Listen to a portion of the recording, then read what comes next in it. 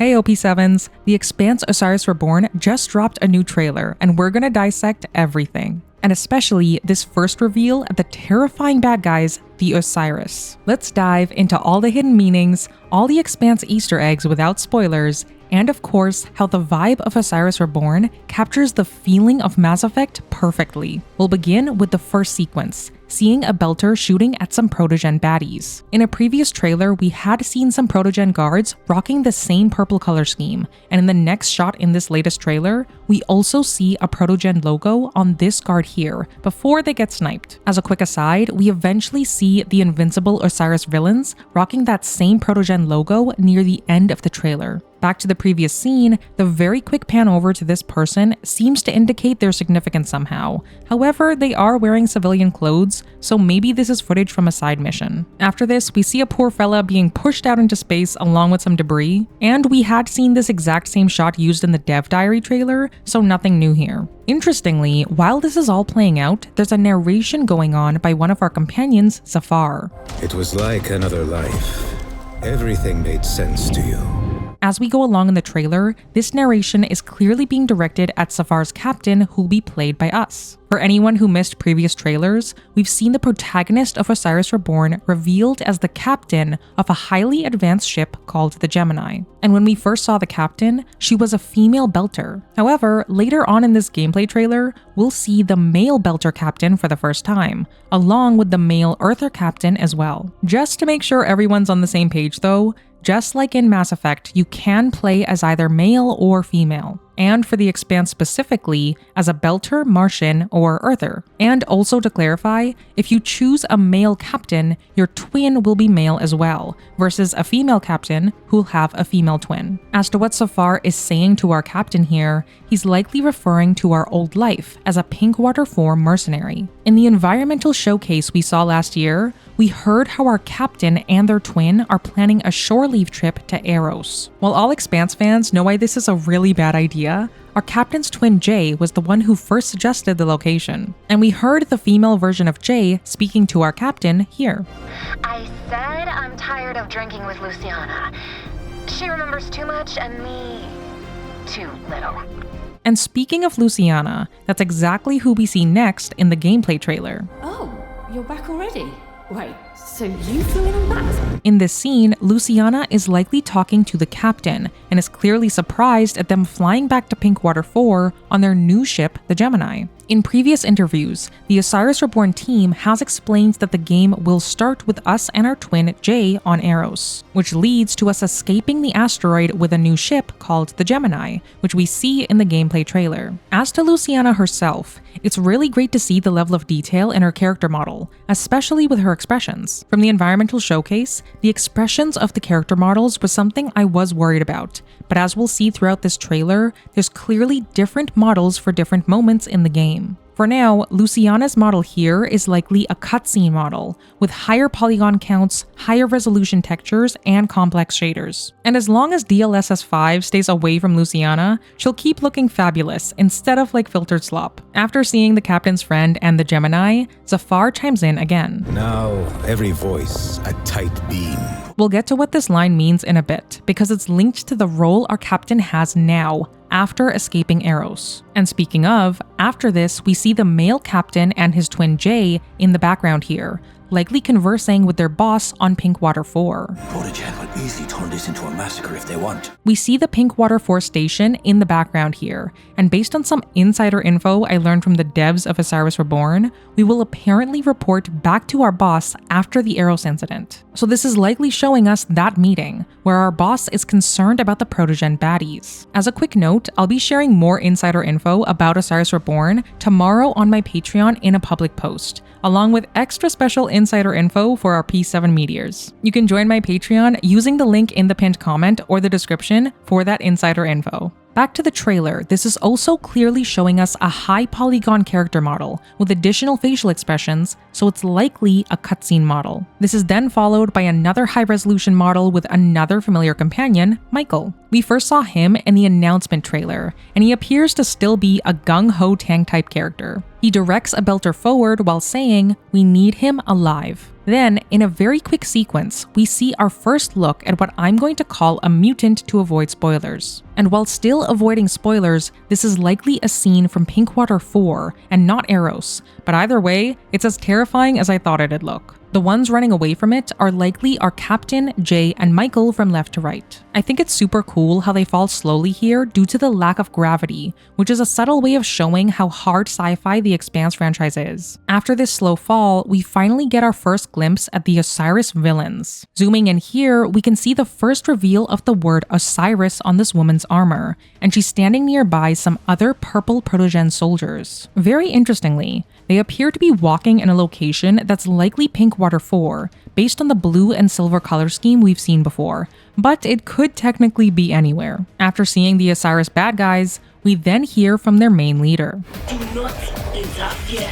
If I had to guess what she's referring to here, she likely doesn't want our captain to interfere with Protogen's business, which we'll see soon is related to their invincibility. As another model comparison, this is likely also showing us a cutscene model, with more facial expression possible due to the higher polygon count. As all this is going on, Zafar once again chimes in with this line. Locked on to you, like a torpedo.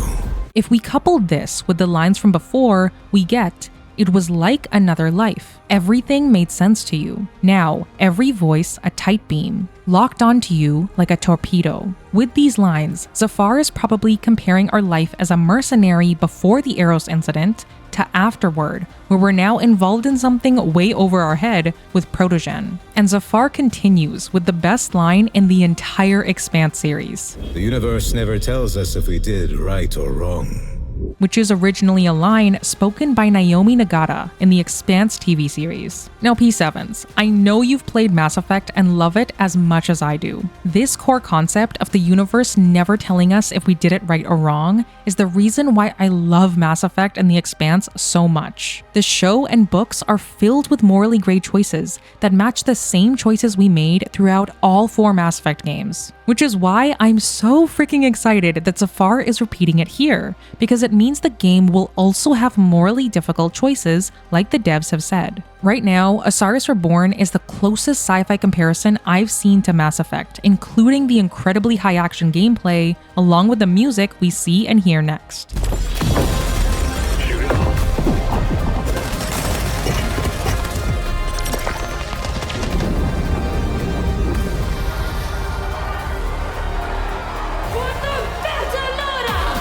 That felt like Mass Effect. The high action, the desperately hopeful music, and especially the underlying inequalities of the Expanse world. Like this inequality here, when the person says, "for the Belta Loda." This phrase is related to an incident that takes place in the first few episodes of the show. For Expanse fans, we see signs that say, "Remember the Cant," and "Belt must be free," setting up the politics of the events surrounding Eros. During the gameplay section earlier, we see the Mass Effect-like gameplay, where we can give commands to 2 of our crewmates, Jay and Michael here. We also see some unique hard vacuum gameplay in space, along with some environmental action with these icicles falling on the enemies. After this, we see our first look at a new feature that allows us to strategically see more about our enemies, as well as seeing through walls. And also a scene that I can't quite place, but is clearly very cinematic. Following this is Ceri's station, which we've seen before in the environmental showcase, but now it's more populated with actual belters in these scenes. This character here is likely also showing us a cutscene model,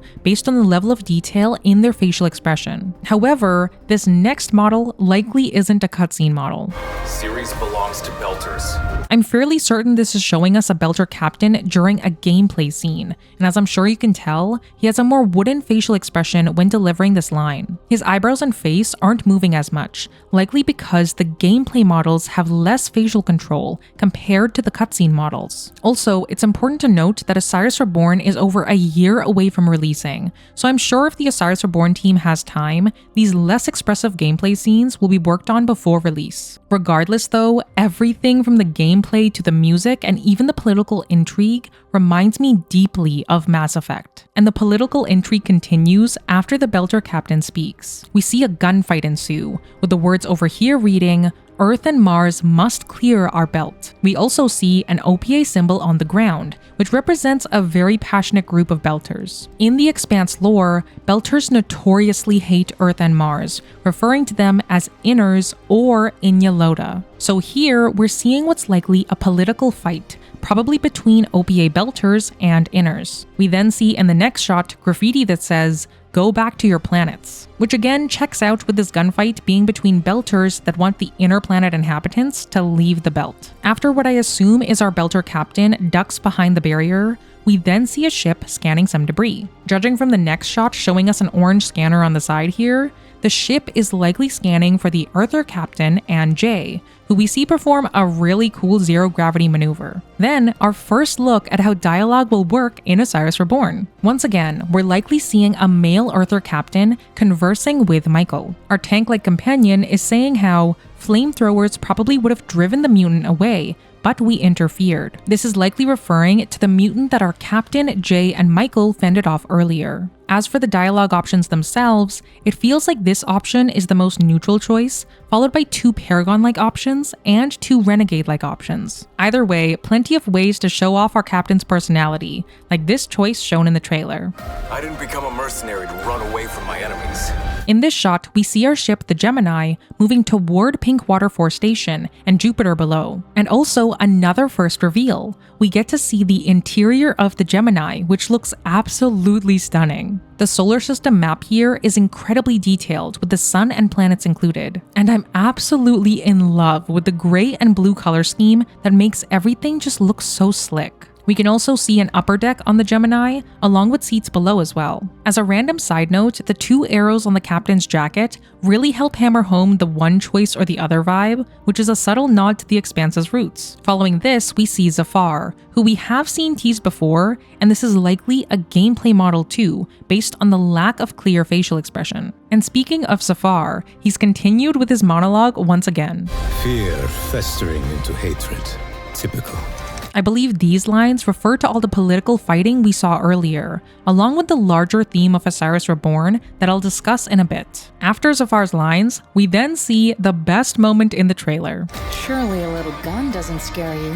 We finally get to see Regina, the white-haired companion that I already know the majority of us are going to romance. Based on the hilarious gun pointing at the captain, I'm getting heavy Miranda vibes, where she'll likely be very closed off in the first part of the game. But as long as we're not too scared of her little gun, I'm sure she'll warm up eventually. After this epic reveal, we see our first look at the crew all together, and our first look at Teo. With the lack of clear quality on all these models, they're once again showing us gameplay instead of a higher quality cutscene. Regina, our captain, Jay, and Zafar are also in this scene. A Trojan horse.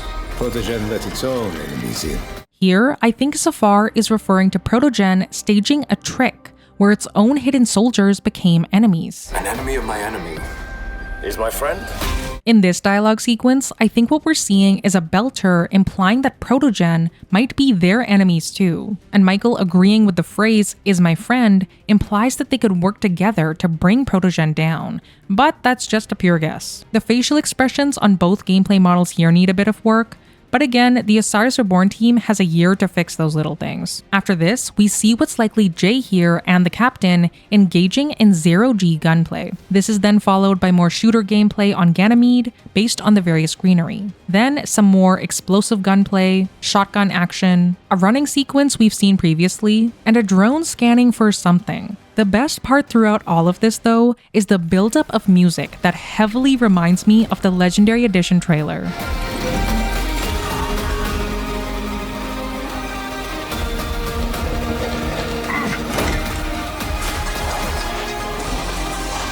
It's simply epic. 10 out of 10, no notes for the awesome main theme. While this theme is playing, we see an ad for the United Nations, which is the main faction of Earth, and also an ad for Mars, controlled by the MCR, or Martian Congressional Republic. Following this is another shot of Ganymede, and then the captain and Jay in a button sequence to lift a heavy door. The Gemini captain then approaches Zafar, who's controlling a drone on his monitor. It's really cool that we'll get to control the drone through rocky debris to investigate things outside the ship. And then, after this drone moment, the trailer shows us the biggest reveal, besides Regina, for for Osiris Reborn so far. There are soldiers using beam weapons to destroy sections of nearby walls, and they're revealed in the next shot to be part of Protogen's Osiris division. These Protogen lackeys are likely the same ones we saw earlier with the Osiris leader. And what's nuts is that they appear to be absorbing bullets like they're nothing. So my theory is that these Osiris soldiers are basically invincible bad guys that the Gemini crew has to find a way to stop. I went over in a previous video how the word Osiris refers to the ancient Egyptian god of the dead and the underworld, and how Protogen is likely messing with forces unknown to try and defy death or bring someone back from the dead. Based on these invincible Protogen soldiers, I'd say defying death is closer to what they're trying to achieve, which begs the question, how do you defeat an enemy that's invincible? We have to find our own answer. And that answer is exactly what I think Osiris Reborn will be about. Osiris Reborn's theme will likely center around morally great choices to accomplish the impossible, and the universe won't tell us if we did right or wrong. Zafar's full monologue is talking about how things can't go back to normal, and how the current ways of political infighting will lead nowhere. The Gemini crew has to find their own answer on what to do about everything that's happening. They have to find a way to defeat this invincible version of Protogen, and the answer as to how might be revealed on Thoth Station. They have to defeat these strange mutants, bang random people along the way, and take down Osiris's leader. Even her eyes are glowing the same invincible blue as earlier, so you can bet she's just as untouchable as those other soldiers. With Teo's help and a little empowering juice, the Gemini crew has to fight through ship-destroying bullets and outmatch their Protogen enemies. Sign me up for this crazy good Expanse game, incoming next year in the spring. There's going to be a closed beta available for anyone who purchased the Collector's Edition or Miller's Pack, and I'll include a link to that in the description. Otherwise, thanks for watching P7s. I hope you're as hyped about this as I am. You can watch this video next to catch up on my last trailer analysis of how Osiris Reborn's story will begin. See you there. Logging you out, P7.